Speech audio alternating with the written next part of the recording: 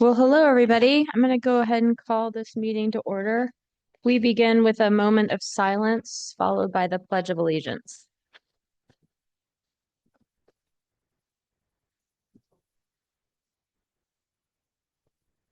I pledge allegiance to the flag of the United States of America and to the republic for which it stands, one nation, under God, indivisible, with liberty and justice for all.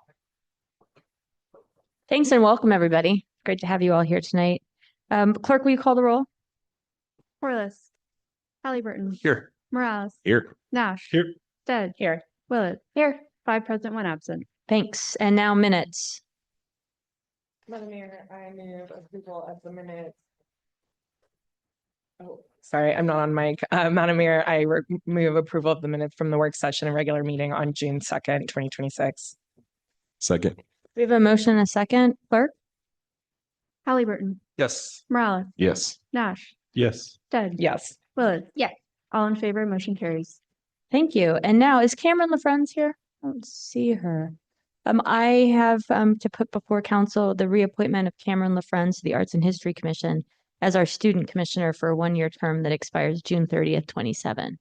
Madam Mayor, I move where I ask unanimous consent for the reappointment of Cameron LaFrenz to the Arts and History Commission for a one-year term expiring June 30th, 2027. Without objection. Well, I want to thank Cameron for wanting to come back one more time. Cameron is a senior and has served 1 year already and was interested in returning for a second year. So we're so glad to have this reappointment. And with that, I'm going to move on to the appointment of Teresa McLeod to the Library Board of Trustees for a 5-year term that expires June 30th, 2031. Madam Mayor, I move appointment of Teresa McLeod, or I ask unanimous consent for the appointment of Teresa McLeod to the Library Board of Trustees for a 5-year term expiring June 30th, 2031. Without objection.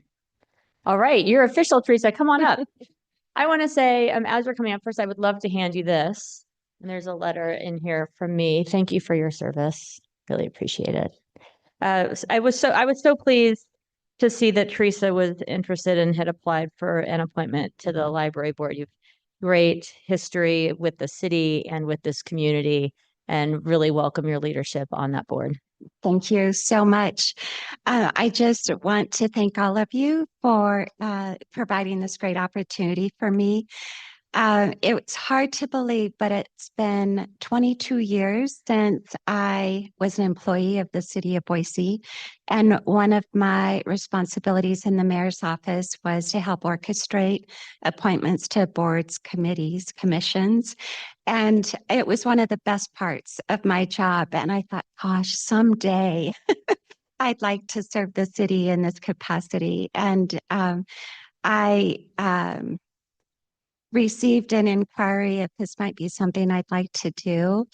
And through my careers, which have been in the private sector, the public sector, and nonprofit sector now at St. Luke's, my through line has always been community. And when I had this opportunity in front of me, I just felt so blessed. And the city is beloved to me and to my family for generations. And so it's just a privilege to carry on the tradition of serving the city, and especially in this capacity. So thank you. Madam Mayor, if I could really quick. Teresa, I'm always so thankful for every single person who joins one of our commissions. They're volunteer roles. They're a lot of work, and people jump in there and do them. I just can't tell you how much I appreciate you jumping in for this particular position. I can't think of somebody who embodies more of what our Boise community is than you, and you've demonstrated that with your family over all of the years. You've also been a mentor, to myself, and I think countless other people, who've worked in the nonprofit space. So I just want to say thank you for jumping into this position. I know you'll be an incredible asset to the team, as you always have been for our city. So thank you. Thank you so much. Thank you. I appreciate you. Thanks for being here as well. And look forward to having a report out hearing how the first meeting goes. Have a great evening. Take care. All right. And next up, we have another item of special business. We have with us tonight the Boise robotics team back here with the yellow jerseys. Welcome. I want to just say that the bananas robotics, I like that with the yellow shirt. Oh, and I see a banana on your shirt now too. Is the first tech challenge team from the Treasure Valley that has grown from a small Lego League team into a highly successful robotics and STEM program. And this season, the 6-member team earned one of the top honors at the state championships, recognizing excellence in engineering, teamwork, leadership, and community impact. And your leadership actually qualified you to head over to South Bend, Indiana and you'll be representing Idaho and the Treasure Valley among the 96 of the world's top robotics teams. I hope that you enjoy your visit to one of the most, if not the most beautiful college campuses in the country, my alma mater, Notre Dame. And beyond competition, the team gives back through a free STEM camp at Whittier. They mentor young robotics teams and they provide other efforts to inspire future innovators. So you've produced Dean's List finalists, you've sent a student to represent Idaho at the first World Festival, and have helped graduating seniors continue STEM studies at universities nationwide through prestigious admissions and scholarships. I was so pleased that you reached out and shared your success, and it's really great to have you here. I'd love it if you guys all wanted to just stand up and be recognized. And thanks so much for being here.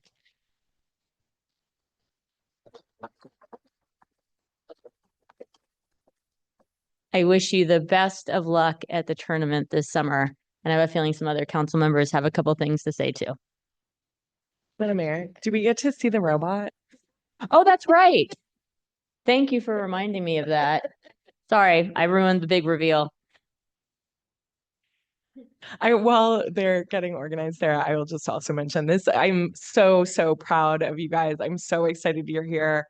This is really cool. What an awesome way to represent our city, and really excited to have you guys doing it. Can't wait to hear how it goes in Indiana. Yeah, and Madam Mayor, I guess I would say maybe besides just showing us the robot, can you also do the show and the full tell? Like, Yeah, what is make it? it What does work. it do? Yeah. So we called her Mackenzie, for a name, and basically what she does is we have this intake. We have something called an intake on the back where we take in our game elements called artifacts, and it goes through the robot and comes out through the other side. We have 3 shooters here because we are allowed a maximum of 3 artifacts in the robot at a time. So these spin up to 6,000 rotations per minute. And they come out this way and shoot into goals. So yeah, that's the basic function of our robot. It drives around. There's an autonomous period in the game that we play where the robot is completely controlled based on pre-written code and sensor inputs. And then we have a teleoperated period where it's controlled by remote controls. So we play this game not only to build robots and have fun, but also build a community. Like Mayor McLean mentioned, we like doing STEM camps and community outreach. So this has just been a really great opportunity for us to spread that and really represent Idaho on the world stage. So we're really excited for Indiana.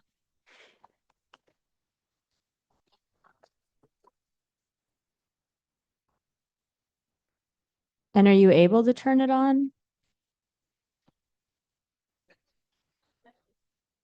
Is it going to start shooting things at people? Like artifacts, throwing artifacts through? Okay, okay. Don't worry about it then. I think that this is really exciting and really interesting to see this robot that you've built and to understand it a little bit more. I'm really proud of you all. Can we do a picture with the robot? Would you guys mind a picture? And the people. Yes, of course. Can we do that? Awesome.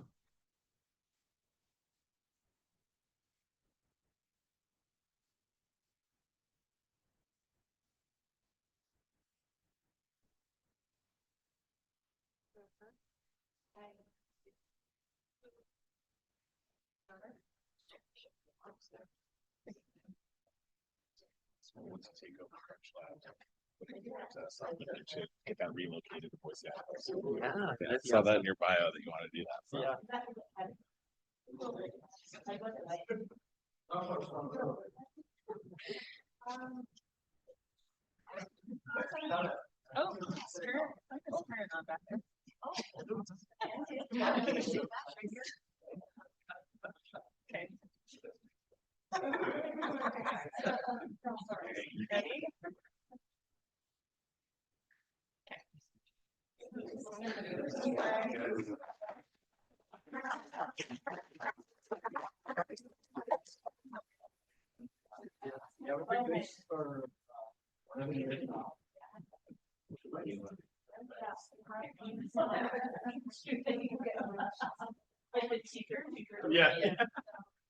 Shoot, careful.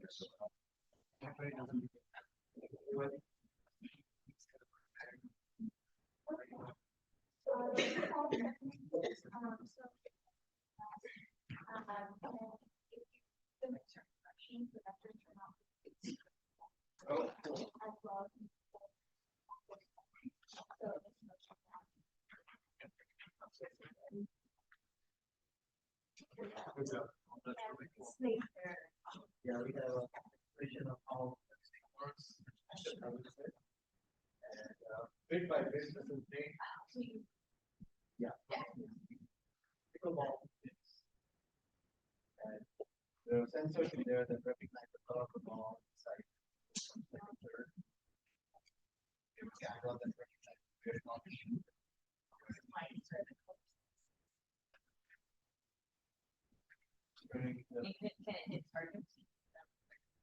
That's right. Yeah, balls and camera recognizes the shoe with balls. We're preparing kids for the Thomas world up there. Yeah. When do you go to conference? Next week. On Wednesday. Really? Next one. Yeah. Have fun. Thank you so much. Take care.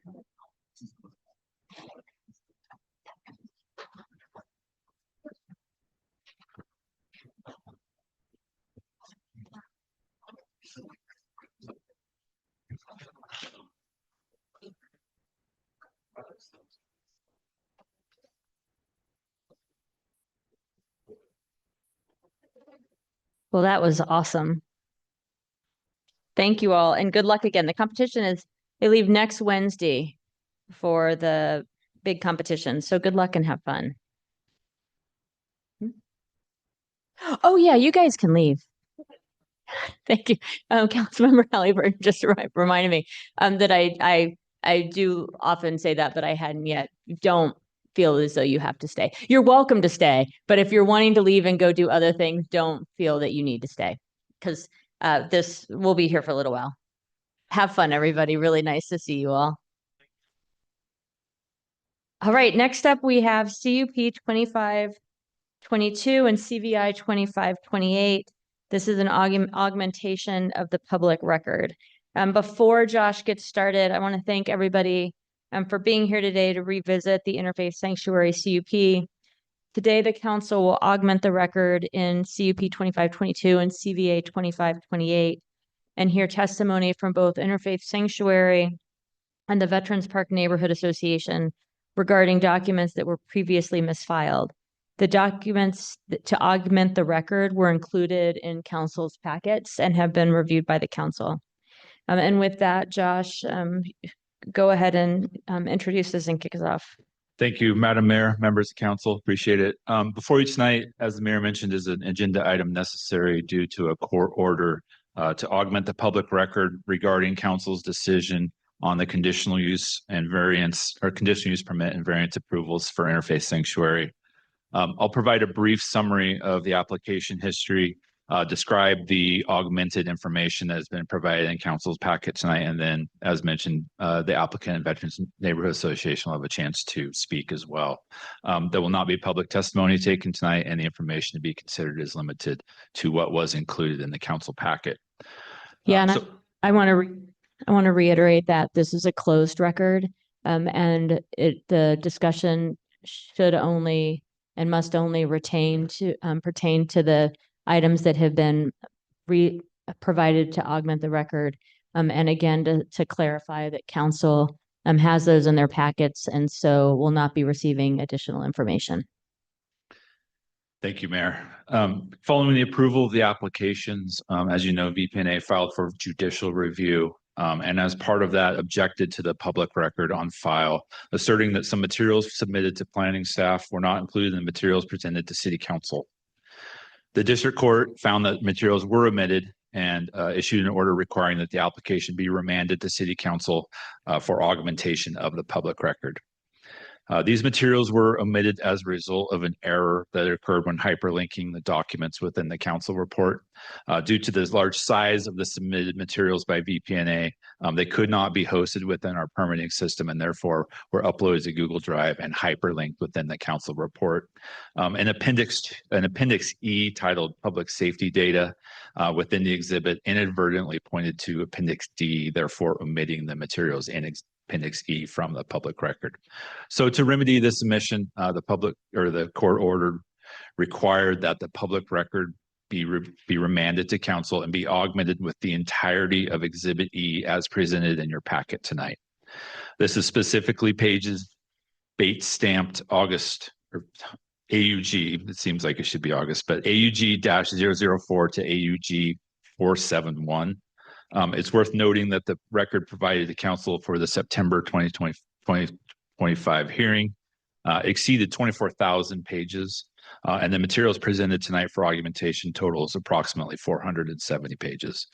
While it appears that a majority of Exhibit E was included in the information presented for the September 30th hearing, to fully comply with the order, the entirety of Exhibit E has been provided to council for review tonight. The augmented Exhibit E includes the following information. Pages AUG 004 to AUG 133 are VPNA's report on CUP 25-00022. A version of this report was included in the council packet in the original record, but is provided again for context and also to comply with the order to augment. Pages AUG 134 to AUG 149 is correspondence between VPNA and PDS staff. We also believe that this was not part of the omitted Appendix E, but is included per the order to augment. Pages AUG 150 to AUG 178 are crime statistics, public records requests, and responses from Interfaith and Boise Police Department, calls for service data, and public safety 5-year plan. Pages AUG 179 to AUG 187 is a copy of a City of Boise leadership update dated 4/25/22. Pages AUG 188 to AUG 465, and this is the bulk of the information provided tonight, are converted Excel spreadsheets and tables showing calls for service within specific geographic areas of the city. Pages AUG 466 to AUG 471 is a Boise Dev website article regarding a CUP application for a battery storage facility that was decided by City Council.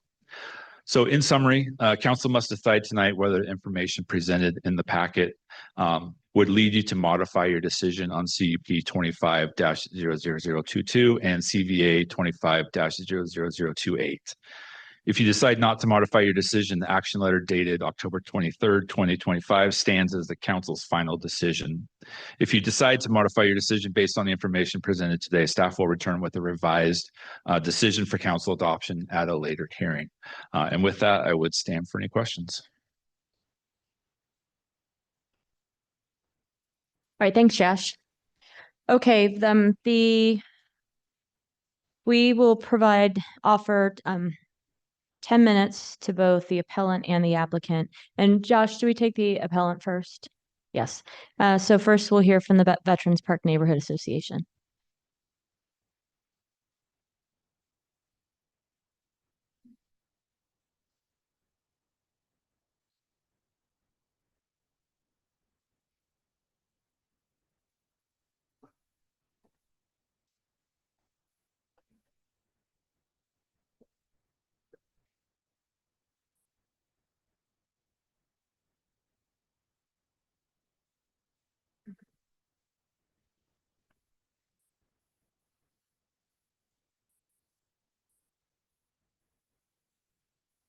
Thank you.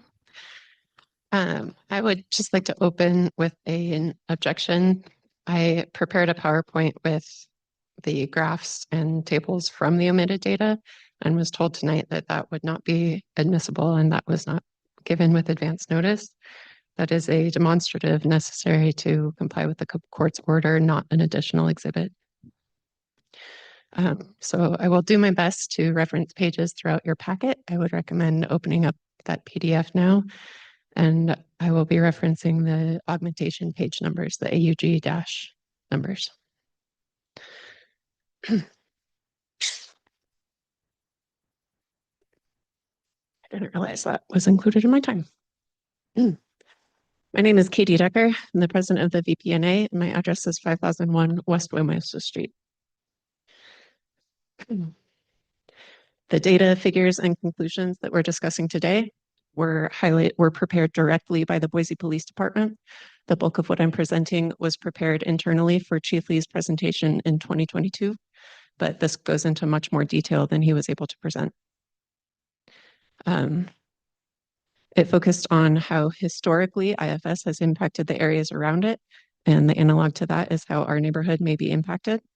The data Chief Lee was provided shows that the majority of the nearly 1,000 calls to service per year within 300 feet of interfaith sanctuary relate to impacts of individuals on the surrounding environment. The most common calls for service include trespassing, problems with subjects, theft, liquor and narcotics violations, and battery. When that radius is expanded up to a quarter mile from interfaith sanctuary, BPD's data was clear that 300 feet around interfaith sanctuary was still the highest impacted. Of the top 15 calls for service locations in that quarter mile radius, Cooper Court was number 1 with over 600 calls per year. Interfaith was number 2 with 480 calls per year. And Rhodes Skate Park was number 3 at 400 calls per year. River of Life had 250 for comparison, and Red Lion had 183.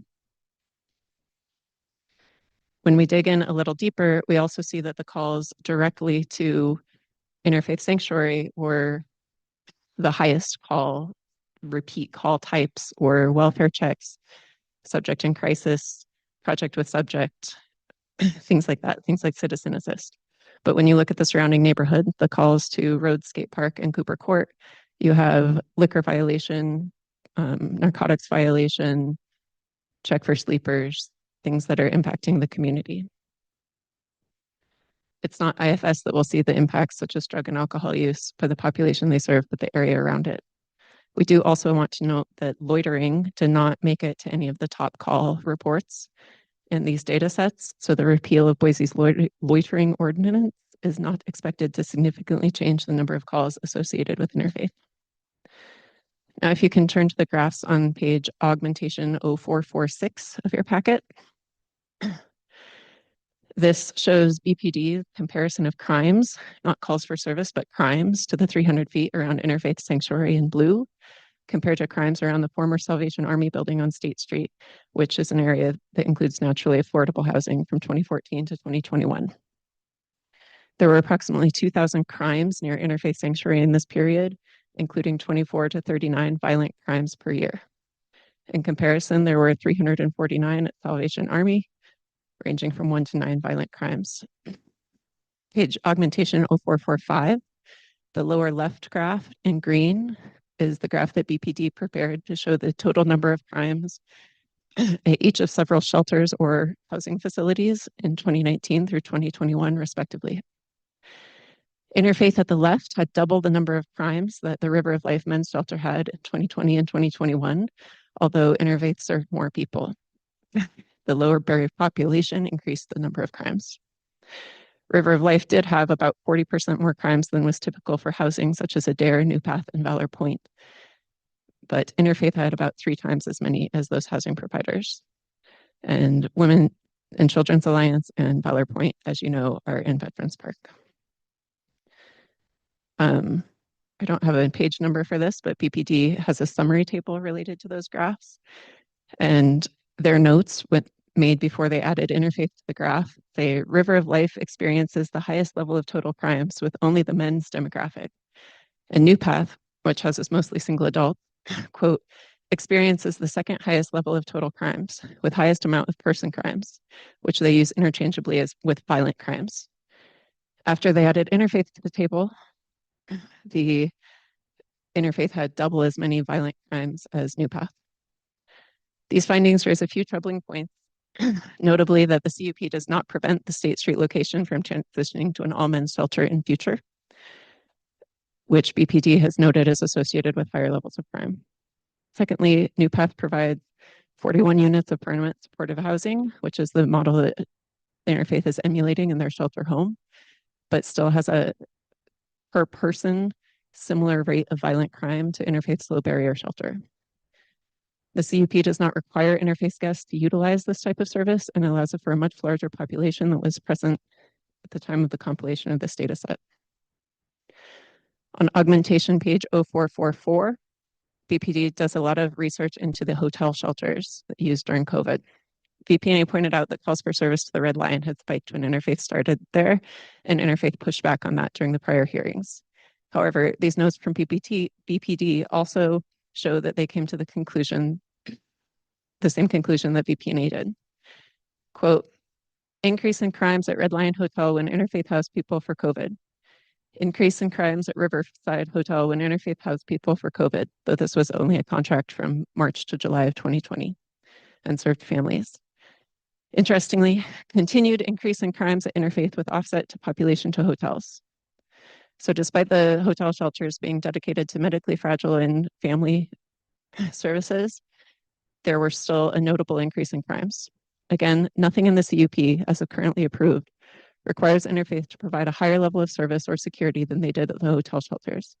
In fact, the city's contract with interfaith at the Red Lion required them to hire security and included parenting restrictions in the contract, neither of which was included in the CUP, indicating that the maximum practicable mitigation measures have not been implemented. The record also included much further detail on calls for service to Cottonwood and Riverside hotels. This is around augmentation 438 to 441. And a few excerpts include calls for a man naked and masturbating behind the Cottonwood and along the river, calls regarding drugs. John is in room 237 with a bunch of heroin and meth and needles all over. His friend got all messed up and stole his money, and calls about theft of TVs, mini fridges, and laptops from the hotel. For Riverside, which was a family COVID shelter, the calls include details regarding a suicidal 11-year-old child with history of violence toward others being left with shelter staff while the mother was unable to be contacted. A suicidal father who cut his neck in front of his 5-year-old child and was being verbally abusive to his partner. Families being asked to leave, a bag of white dope powder being found, items being stolen. The omitted data underlines that there is ample evidence for the potential of interface operation to impact the surrounding area. We're asking for the conditions of approval to be updated to, at minimum, reflect the mitigation measures that Interfaith has claimed they are implementing, which are not reflected in the conditions of approval.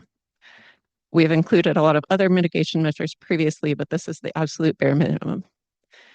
They've said that they're mitigating impacts through their building design, but the CUP allows them to increase the population density of the building, which erodes the benefit of those design elements. They have described this as a programming shelter and sometimes a high barrier shelter, but the operations manual only states the interfaith should encourage guests to join programming.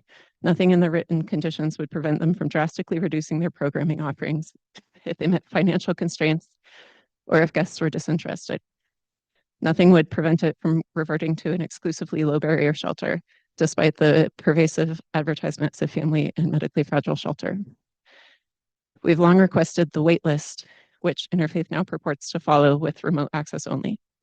However, it's not referenced in the conditions of approval in any point, and in the operations manual, there are no instructions for accessing the wait list and does not preclude a wait list being a line out the door as was used at the prior shelter and called a wait list.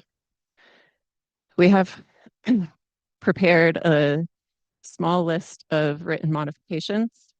I would try to read them, but there are only 11 seconds left. I would note that this can only be addressed now. The only legal recourse that the neighborhoods in Veterans Park have is putting enforceable conditions into the CUP now. We're at time. Thank you. Thank you. And now I'll call the applicant. And I'd ask that you stick with referencing the materials as submitted in the augmented record.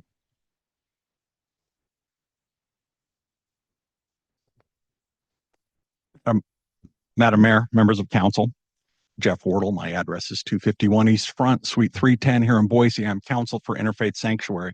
And I wish we were actually here for a work session to talk. I'm going to pause you just for a second. Can people hear in the back? Because I'm hearing more your natural voice than a mic'd voice. Okay. Okay. Now can you? Okay.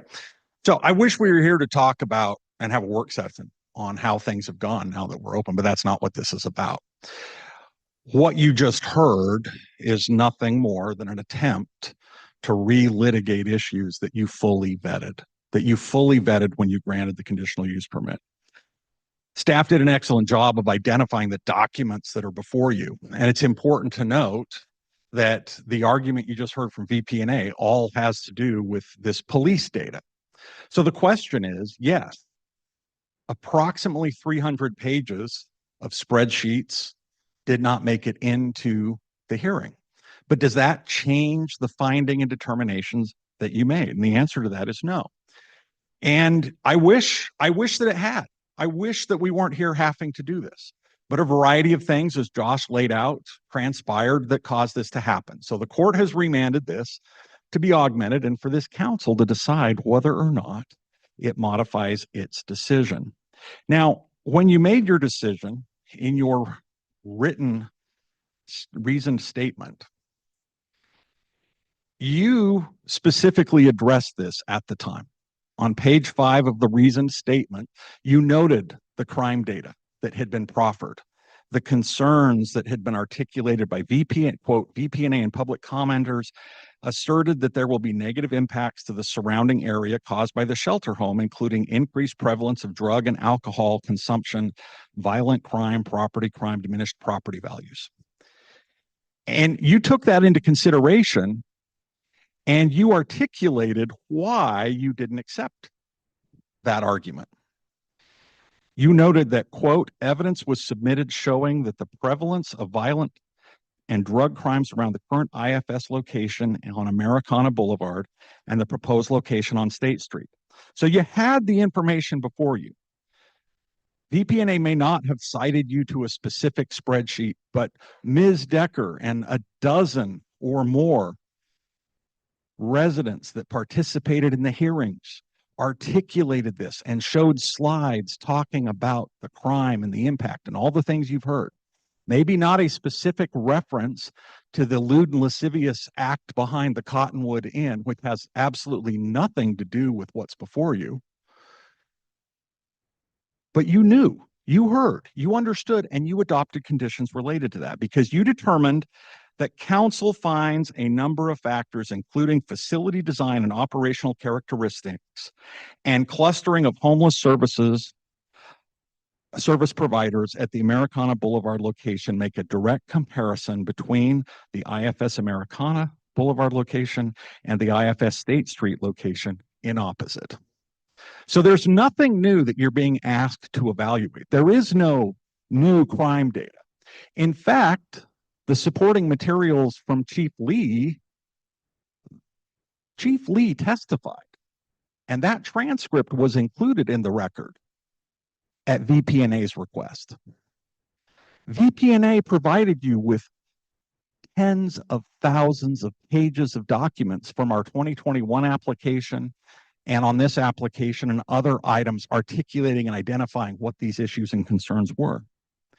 So having done that, the question becomes, does what you hear tonight necessitate a change in your decision and a modification of the conditions? And I would posit no. What do these documents demonstrate that have not already been shown and argued? What additional conditions are mandated by the testimony you heard tonight and by the omission of these documents. Mitigation neither requires nor justifies dehumanization of the unhoused in our community. Yet that's what we just heard. Mitigation neither requires nor justifies interference with interfaith delivery of services, as VPNA's requested. The unhoused, by their mere existence, are not a material negative impact to the surrounding area. That is the fundamental crux of what VPNA has argued, that you haven't done enough. You haven't done enough to make the lives of the unhoused difficult and hard. I'll So, just ask that you not characterize Okay. their statements, but stick to the record. sorry, Mayor. There is no reason to reopen this matter. There is nothing that has been presented to you tonight in the augmented materials that dictate any response, any change to the decision you made.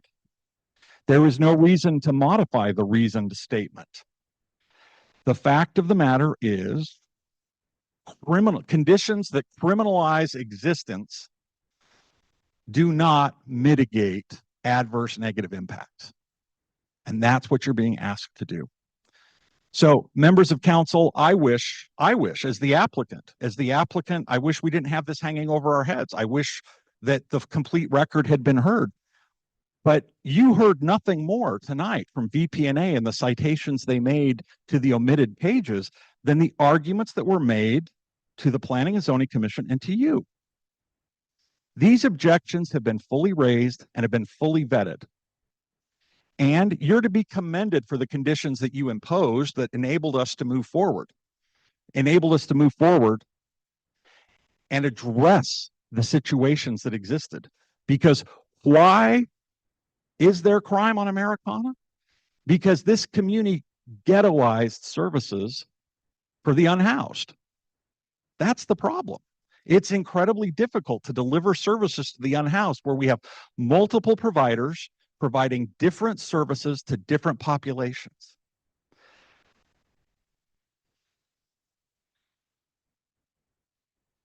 When we look at the documents that were omitted, the report that they set forth, the first 135 pages, that was in the record.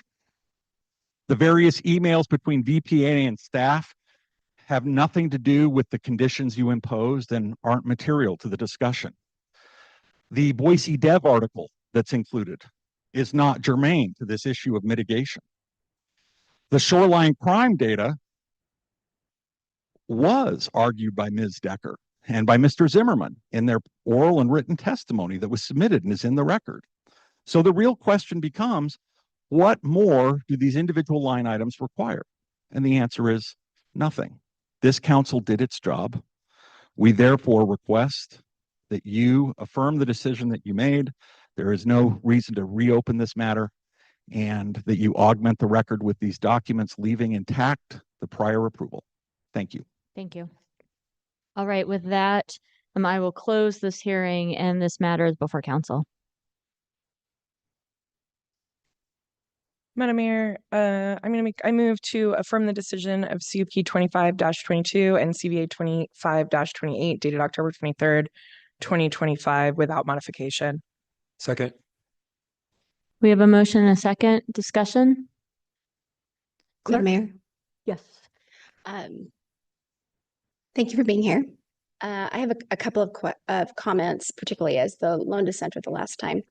I would like to speak to the neighborhood association first. You've done all you can do. You really have. You've kept the city honest. You've made sure everything was in that record. You've done all you can do. To interfaith, I'll say it again and again. We need community groups like you that help us to house and feed and clothe the least of these among us, like the Bible says. We can't do this work without community groups. This decision has always come down to location, location, location. I've had concerns about the location from the get-go. I was the lone vote the last time. There were 2 votes against it the time before, but the die is cast and I don't see the votes changing here. Madam Mayor, Yes. I just want to state that I've had the opportunity to review this additional document in addition to the thousands of pages that we did previously, but the 474 pages here that includes the original report, conversations between VPNA and staff, the crime statistics, the City Boise leadership update, some Excel spreadsheets, and then also the Boise Dev article, which whether it was in the record or not, I had already read. And didn't see any information in there that I don't feel like was covered during our meeting. And so that's why I seconded the motion. Thanks. Clerk? Halliburton, Yes. Morales, Yes. Nash, Yes. Stead, Yes. Willetts. No. 4 in favor, 1 opposed, motion carries. All right, thank you. I should have said at the beginning, and the council president caught this for me, that we have one item tonight that's being deferred. I'll take a motion, and this is the item on at 2607 Lancaster. In case anybody is here for that, I'm sorry. I should have said this at the beginning.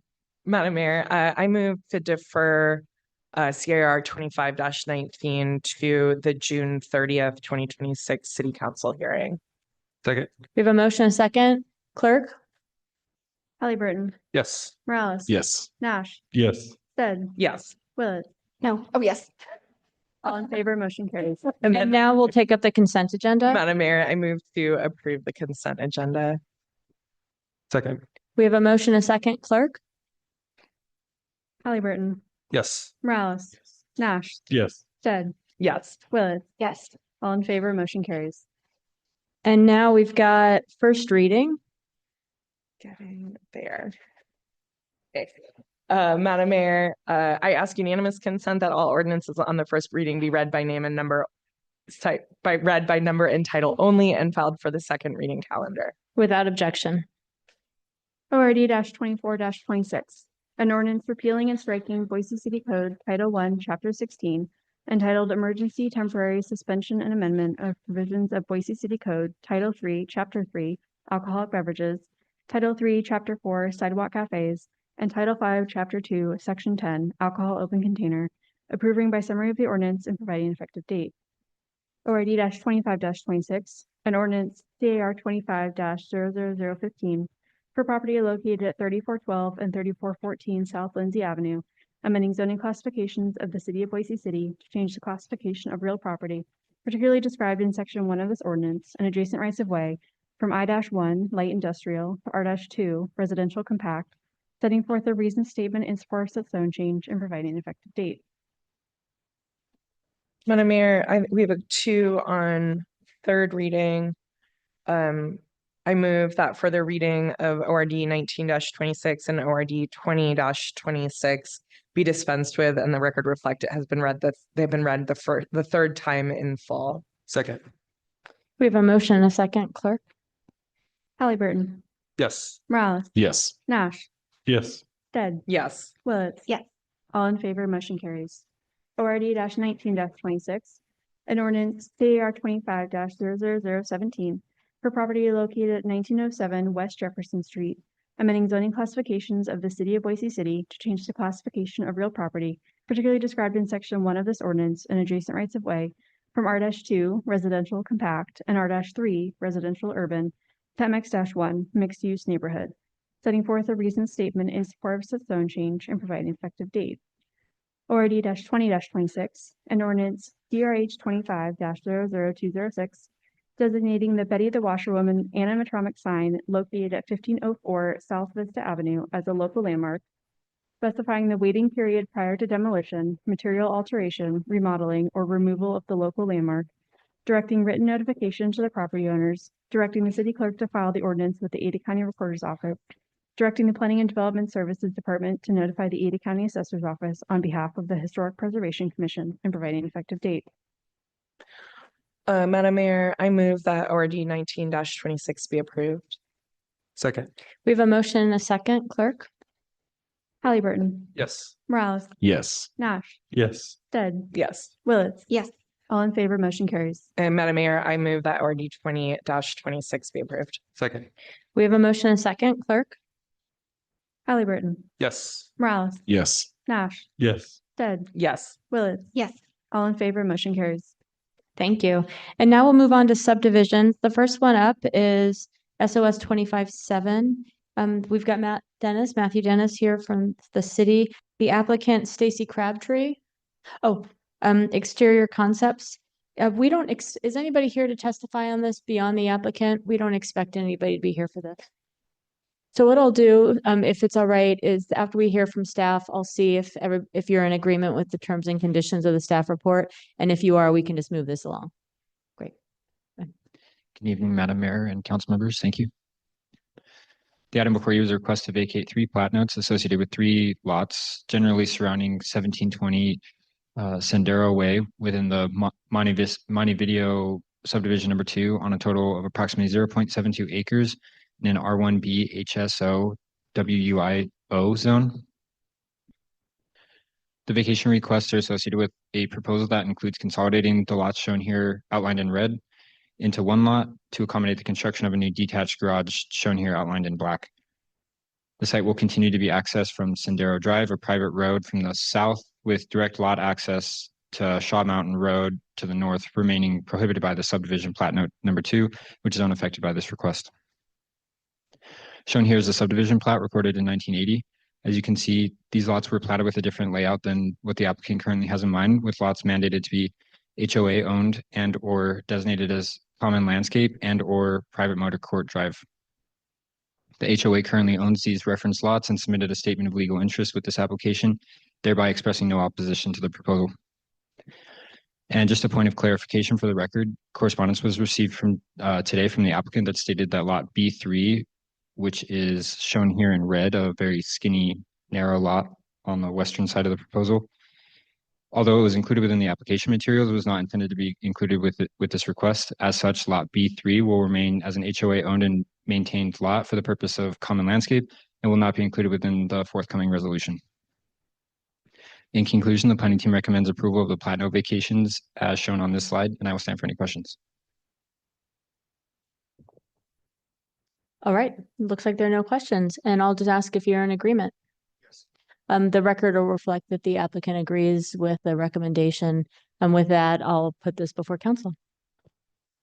Madam Mayor, I move approval of SOS 25-7 Exterior Concepts LLC for the Montevideo subdivision at 1720 East Sendero Lane.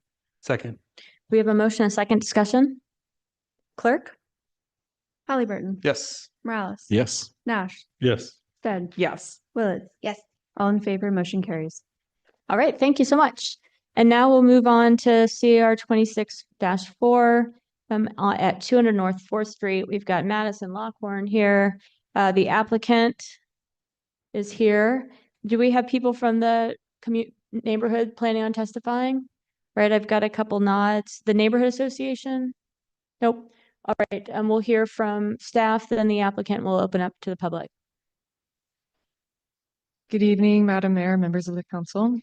The item before you is to modify the development agreement at 200 North 4th Street in the mixed-use downtown and development agreement zone. As outlined in the project report, the proposed change of the development agreement is relatively minor and only includes reducing the required amount of residential units in the project from 69 to 68 residential units. The project will still provide the 5 affordable units. No other changes are proposed. Public comment was received in opposition to reducing the number of units, stating the number of units should remain to support more housing. The proposed change complies with the findings of the development code. The Planning and Zoning Commission recommends approval, and I will stand for any questions. Questions for staff? Madam Mayor, Yes. I think it was noted in the staff report that one of the reasons the Planning and Zoning Commission recommended approval is that in the new modern zoning code, it wouldn't have even been required for there to have been a development agreement. Am I understanding that correctly? Madam Mayor, members of the council, that is correct. But this one was originally proposed underneath the old development code. Correct. Okay, thank you. All right, thanks. And now we'll hear from the applicant.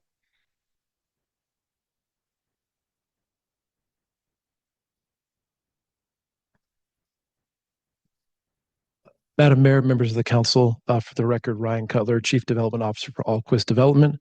My address is 1144 South Silverstone Way in Meridian, Idaho 83704. I really appreciate staffs. That was a great staff report, short and sweet, similar to how we had it at the P&Z hearing last month. And we certainly appreciate staff's communication with us and helping us walk through this process. Again, we're very excited for this building. As you can tell, if you've seen it recently, it's nearing completion. We are making one minor modification to the development agreement, and I'll explain why that is. To Madison's staff report, we are changing that from 69 units to 68.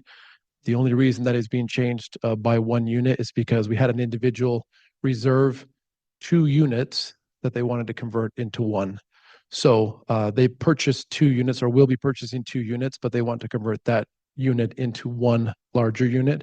And because our DA indicated that we had to have a minimum of 69 units, we're asking for a change in that DA to say 68, so that this individual can change 2 units into 1 bigger unit. That's it. The remainder of, I know in our previous hearing, and I'm sure we have some members of the public here that are concerned about that, and to the point of their online statement, all of the rest of the units within the building are nearing completion.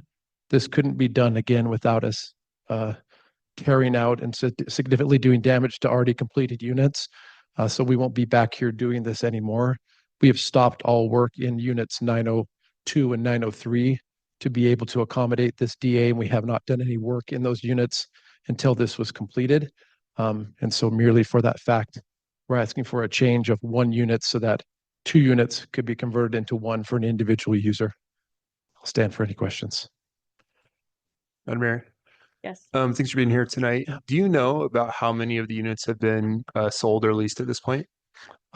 Great question, Madam Mayor, Council Member.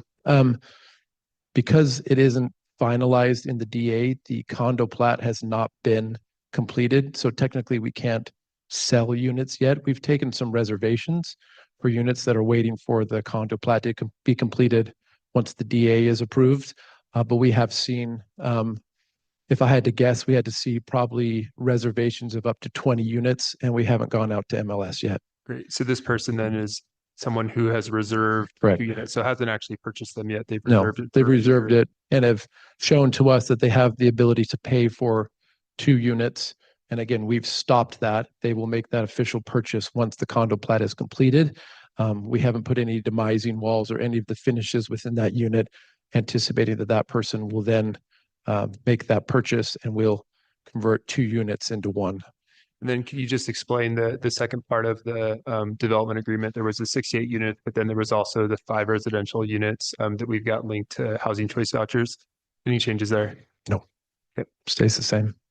The only number of the going down is the units that weren't a part of that affordable housing. Madam Mayor. Question for you. You stated pretty confidently that this wouldn't happen again, but if someone was to buy 2 units in the future, many, many years from now, and want to go through this process, has money to burn, whatever, is there anything in the CCNRs that would prevent this from happening again? Or that would actually prevent this from happening, or is there a chance that it could happen? I mean, technically there is a chance, Madam Mayor and Councilman, there is a chance it could happen. It would have to be voted upon by the CCNRs has a presidency that would have to be voted on. It would have to be vetted through that process. It would have to come back through the city again and go through this process again. So technically by code it could, but again, at that point in time, they'd have to be tearing down a full unit. They could be compromising some of the structure of the unit by doing so. So that's why we're confident that we're going through this process now where we haven't completed that work in these 2 units. All the rest of the units have had further work done from electrical to plumbing for all those things. It would be significant work. I guess in theory, somebody with a lot of money could come and do that, to your point, but the chance of that is very unlikely. All right, thank you. Thanks. And now, I do have a sign sheet, excuse me, Michael Nevin, and then D. Allen Dalton. Anybody else? Will you guys all just head this direction if you're planning on testifying? Who's here for this? Okay. If you're here to testify, please come on up.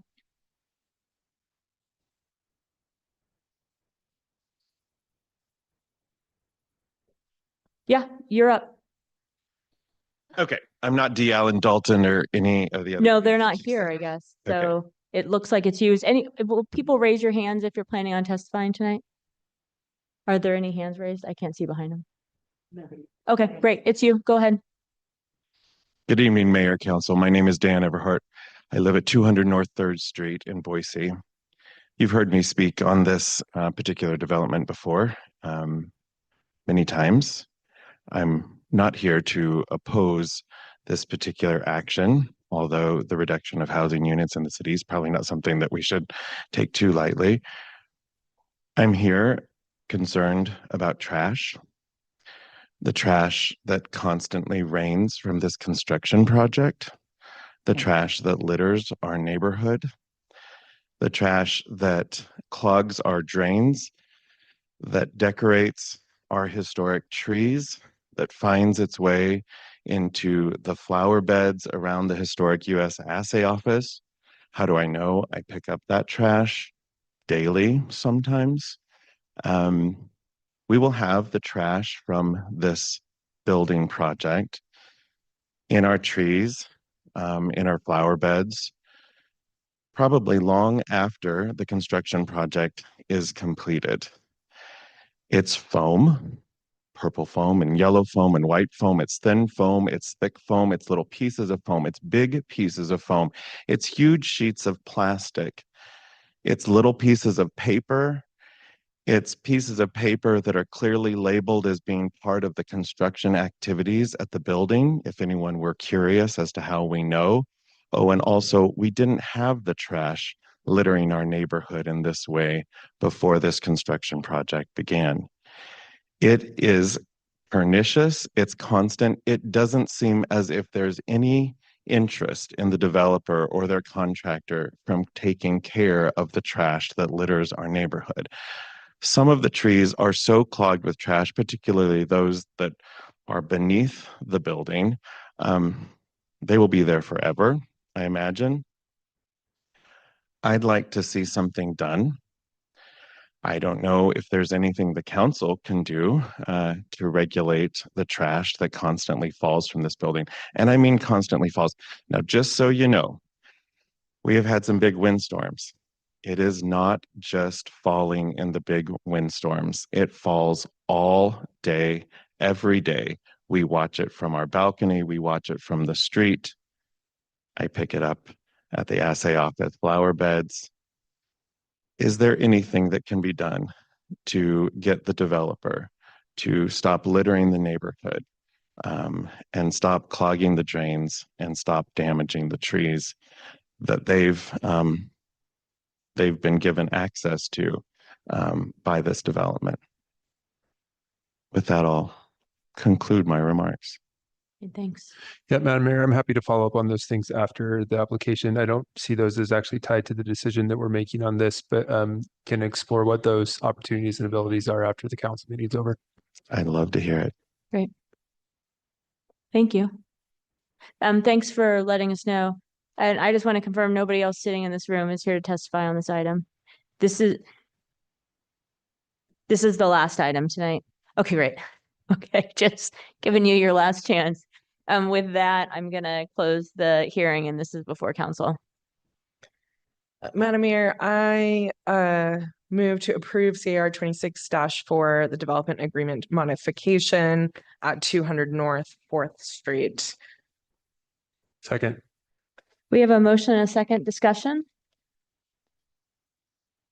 Madam Mayor, I'm going to just speak to that too. I'm sure you have the developer in the room here. My guess is he's heard that and will look into it. I had some previous complaints with like concrete pouring out of hours from one of your neighbors, and we were able to follow up and that had been rectified. So I'm glad that you were able to bring that to our attention. Please feel free to do it sooner next time if there's something that we can take action on. And I expect that we will see that change. But I mean, we hate to see units deplete here anytime, but I kind of see this as like a vacation of a plot. We just did that in the subdivision where we're moving plots around. to accommodate the development. So I'm going to support this one. All right, clerk, will you call the roll? Halliburton, Yes. Morales, Yes. Nash, Yes. Stead, Yes. Willetts. Yes. All in favor, motion carries. And Madam Mayor, I move to adjourn. Second. All in favor? Aye. Aye. Opposed? We are adjourned. Thanks for joining us tonight.